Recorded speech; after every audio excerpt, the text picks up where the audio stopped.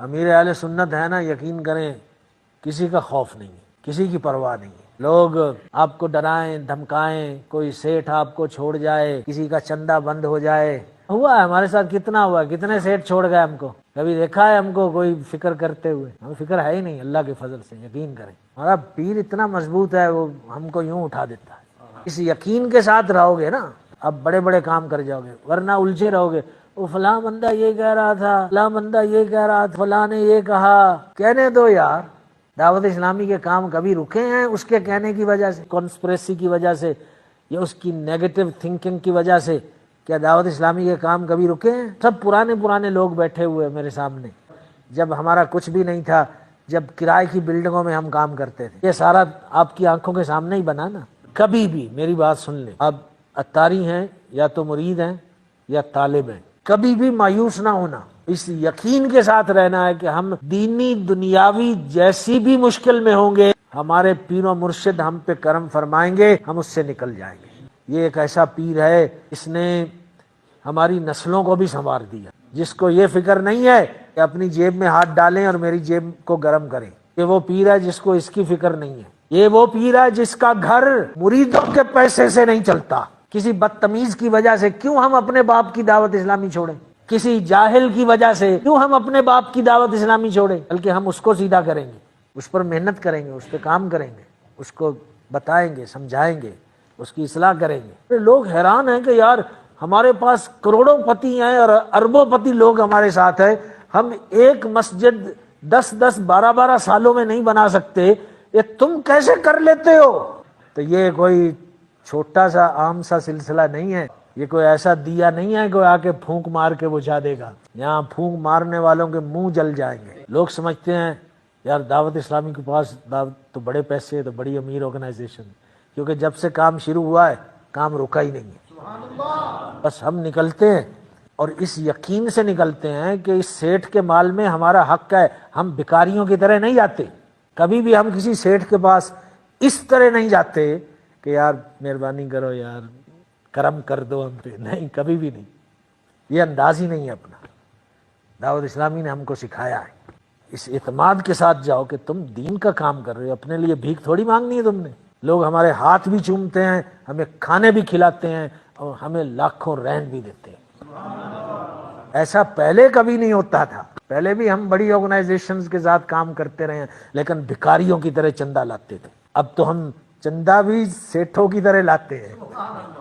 یہ کرم ہے دعوت اسلامی کا۔ یہ مت سمجھیے گا کہ ہمارے پاس کوئی بہت پیسے آ گئے ہیں، پیسے نہیں ہوتے ہمارے پاس، ہینڈ ٹو ماؤتھ رہتے ہیں ہم۔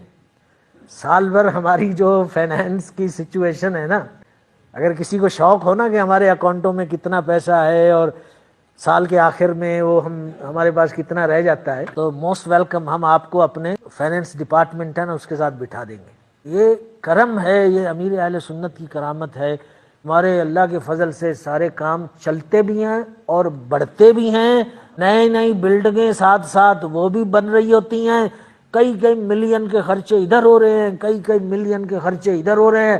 ارے سمجھ میں ہی نہیں آتا کہ یہ کیسے ہو رہا ہے۔ یہ سارے کا سارا امیر اہل سنت کا فیضان ہے۔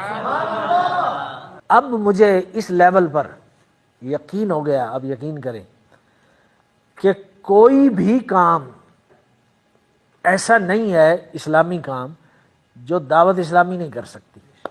اب مجھے یقین ہو گیا۔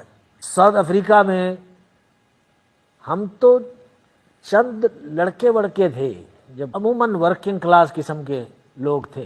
ساؤتھ افریقہ کے اندر 50 سے زیادہ مرکز بن گئے، ایسے چند سالوں میں دیکھتے دیکھتے ادھر بن رہا ہے، ادھر بن رہا ہے، ادھر بن رہا ہے، ادھر بن رہا ہے، بڑی بڑی شاندار مسجدیں، یہ سب۔ اچھا، اب جو دور ہے نا، میں آپ کو بتاتا ہوں، دنیا بھر میں اہل سنت والجماعت میں اگر کوئی حاسد ہے یا جس نے کینہ پالا ہوا ہے، اس کو مائنس کر دیں اور وہ مٹھی بھر لوگ ہوں گے دنیا بھر میں جس کے دل میں حسد بیٹھ گیا، یا کوئی جاہل پیر وغیرہ جس کو وہ سب شریعت کی پابندیاں پسند نہیں ہیں تو وہ دعوت اسلامی کو پسند نہ کرے اور اس کی وجہ سے امیر اہل سنت کو پسند نہ کرے، اس کی بات ہم نہیں کر رہے۔ اس کے علاوہ پوری دنیا اہل سنت کے علماء، مشائخ، پیر، خانقاہیں سب نے اس وقت اس دور میں قبول کر لیا اور مان لیا ہے کہ امیر اہل سنت اللہ کے ولی ہیں۔ بہت سارے علماء نے ان کو غوث الوقت کہا ہے، بڑے بڑے قدآور علماء نے اس دور کے غوث ہیں۔ کچھ تو دیکھا ہوگا نا، کچھ تو سوچ کے کوئی اندازہ لگایا ہوگا، کوئی تحقیق کی ہوگی۔ ایک طبقہ آپ کو اپنے ارد گرد جن کی سوچ کچھ اور ہے، وہ کبھی بھی آپ کے ساتھ نہ تھے نہ ہیں، لیکن آپ کو نقصان پہنچاتے ہوئے وہ سنائی دیں گے۔ میرے کانوں تک باتیں پہنچتی ہیں، فلاں وہاں پہ بیٹھ کے یہ کہہ رہا تھا، دعوت اسلامی ایسی ہے، فلاں وہاں پہ حالانکہ وہ ملتے ہیں ہم کو، قریب اٹھتے بیٹھتے ہیں، لیکن ہمارے سامنے بڑے اچھے ہوتے ہیں، لیکن ادھر بیٹھ کے ان کو موقع ملتا ہے تو خوب دعوت اسلامی جو حملہ کر رہے ہوتے ہیں۔ جو جلسی بیٹھی ہوئی ہے کسی وجہ سے، اس کا اظہار اب یوں کریں گے کہ دعوت اسلامی ایسی، دعوت اسلامی والے ایسے، نگران ایسے، فلاں ایسا فلاں ایسا۔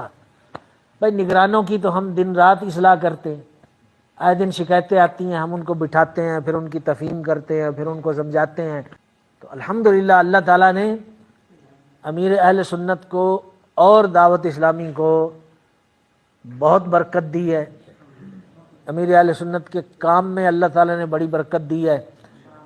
تو دعوت اسلامی کے ساتھ لگے رہو بھائی، بیڑا پار ہو جائے گا۔ ماحول جیسا بھی ہو، ذمہ داران جیسے بھی بد اخلاق ہوں، ذمہ داران کی وجہ سے اگر آپ کو لگے کہ I don't feel at home, کوئی حرج نہیں۔ یہ دعوت اسلامی کسی ذمہ دار کی تھوڑی ہے، دعوت اسلامی تو آپ کے باپا کی ہے۔ کہ آپ اپنا گھر چھوڑ دو گے کہ کوئی باہر والا گھر آپ کے گھر میں آ کے آپ کو تنگ کر رہا ہے تو آپ کہو گے نہیں میں تو اپنا گھر ہی چھوڑ رہا ہوں؟ ایسا کرتے ہیں کوئی؟ تو دعوت اسلامی تو اپنے باپ کی ہے بھائی، باپا کیوں کہتے ہیں ہم؟ روحانی باپ ہے، ہمارے باپ کی ہے دعوت اسلامی، لیکن دعوت اسلامی کو کبھی نہیں چھوڑیں گے۔ یہی امیر اہل سنت بار بار فرماتے ہیں، کیا میرے بیٹو میری دعوت اسلامی کو کبھی نہ چھوڑنا۔